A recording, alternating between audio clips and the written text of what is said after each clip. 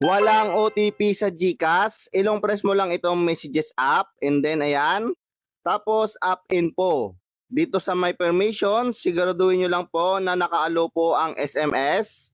Ayan po, naka-don't allow, dapat po ay naka-allow po yan. Tapos, ang susunod na gagawin natin ay punta po tayo sa my settings and then scroll down, hanapin natin yung apps. Sunod, app management. Tignan natin dito yung GCash, hanapin natin ang GCash. Ito po yung GCash. Tapos, force stop nyo lang po yan. And then, dito sa my permissions, ayan, dapat po ay naka-allow din po lahat yung mga to.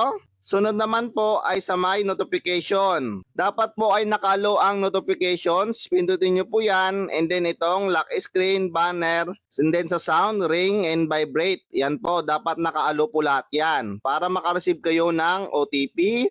Dito naman po sa my storage, ayan, pindutin nyo yan and then clear cache lang po. Wag nyo pong pipindutin itong clear data. Kapag wala pa rin, punta po kayo at subukan ito. Messages app, pindutin nyo yan and then itong tatlong tuldok dito sa gilid. Hanapin ang block and filter. Subukan nyo po kung natingnan kung nandito po yung OTP ninyo. Tapos ang gagawin nyo po ay i-restart nyo lang po yung cellphone o device na ginagamit nyo. Punta po kayo sa Play Store. Tapos search nyo ang GCash. Ayan po. Tingnan nyo po kung may bagong update po ang GCash app. Kung meron po, i-update nyo po yan. Dito po sa my do not disturb, tingnan nyo po kung naka-on. Kapag naka-on po yan, ay i-off nyo po yan. Subukan nyo naman po dito sa my airplane mode. Buksan nyo po ng 10 seconds.